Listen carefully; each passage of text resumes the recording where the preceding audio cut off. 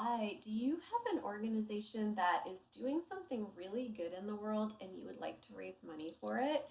Awesome. I'd love to share with you how you can do that. I'm Jenny Kassan. I'm a securities attorney and a capital raising coach, and I work a lot with organizations, both nonprofit and for profit, that are doing good in the world. And you could call those social enterprises, nonprofits. Some nonprofits do social entrepreneurship, which means that they're actually running some kind of an activity that includes revenue generation. So they're selling some kind of a product or service, and that means that they can actually raise money from investors. So I have raised money from investors for a nonprofit that I run. I've had many clients that are nonprofits that have raised money from investors.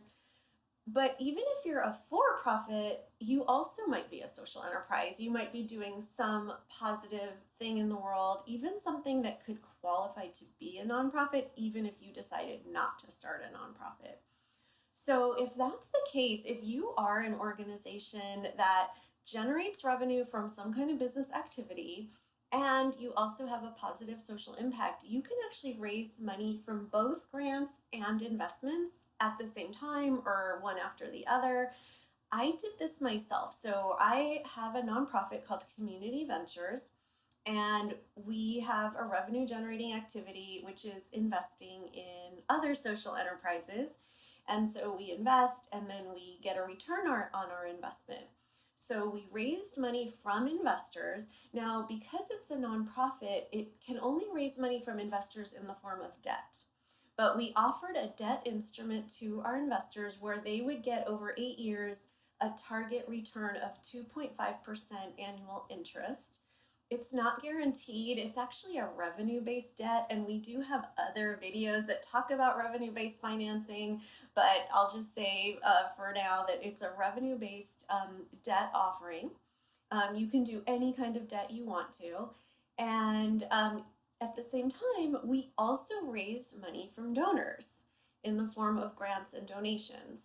And they could decide, do I want to make an investment? Do I want to make a donation? Maybe I even want to do both.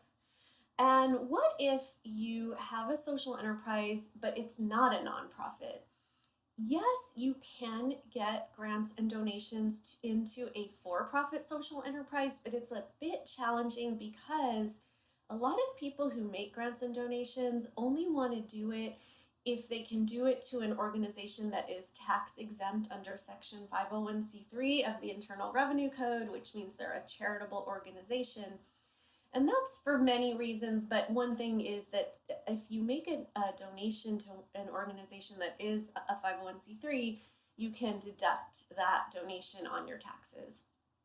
So what if you have a for-profit business, but you're highly mission driven, you're doing something really great in the world that is having a positive impact? Or maybe there's a part of your business that's charitable. Like let's say you make clothing, and there's a part of your business that's all about training people in low income communities on how to become professional clothing designers or clothing fabricators.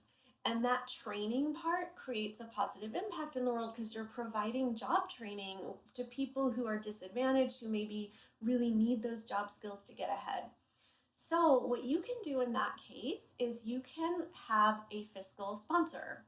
And that means you find a nonprofit organization that is tax exempt under Section 501c3 and you partner with them and they apply for grants on your behalf. Now, of course, you can write the grant proposals, you can solicit donors, you can talk to donors about it, but when the money comes in, it comes in through the 501c3.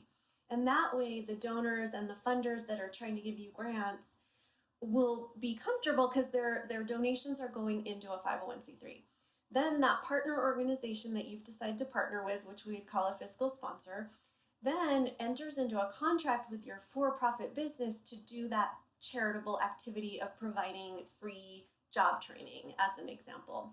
So, in that case, your business could be raising money from investors and donors at the same time. Now, you could start your own charity, your own nonprofit, but it's some work to run a charity or nonprofit. So, a lot of my clients will go ahead and decide to work with a fiscal sponsor instead. So, they don't have to run the nonprofit, they just have that relationship with the fiscal sponsor who can accept the money on their behalf and then contract with them where the nonprofit pays your business to carry out the purpose of the grant. And of course, they're going to take a percentage and you don't have a lot of control, but as long as you have a good relationship with the nonprofit, it should work out well. And there's some pros and cons to offering both an investment opportunity and an opportunity to donate at the same time. So, the great thing, of course, is providing options to people could really increase your chances of getting funding because what I found when I was raising money for community ventures and we were offering both options, there were some people who really wanted to support us, but the investment one just wasn't a really good fit for them, but they love the idea of making the donation. So having that as an option definitely allowed us to get a lot more funding. And of course, it can also be an attractive thing to tell your investors, hey, we have this partnership because we're doing this charitable activity that supplements what we're doing in our business. It can be a very compelling story. I'd say the downside is it can be a little hard to raise money if it gets too confusing.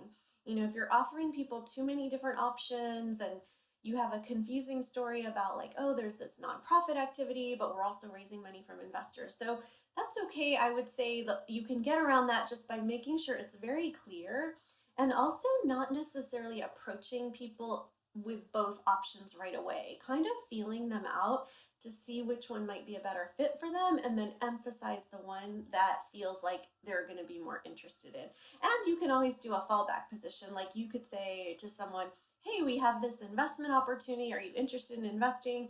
And maybe they'll say, oh, no, it's not really a fit for me. Then you could say, oh, well, we also have this arrangement where you can make a charitable donation. It's tax deductible to support these activities we're doing that are benefiting our local community, for example. So it's a really great way to diversify your sources of funding and potentially raise a larger amount of funding than if you just did investment or just did donation. So I hope that was helpful. I would love to hear from you in the comment section on if you have a social enterprise, what you've tried to get funding. Have you ever tried to raise money from investors? A lot of nonprofit social enterprises just look for grants and donations, and a lot of for-profit social enterprises just look for investors. But combining both, I'd love to hear if you have any stories to share about that or any questions. I'm happy to answer any questions you have. And please check out this playlist for a lot more information on how to design your customized fundraising strategy. Bye.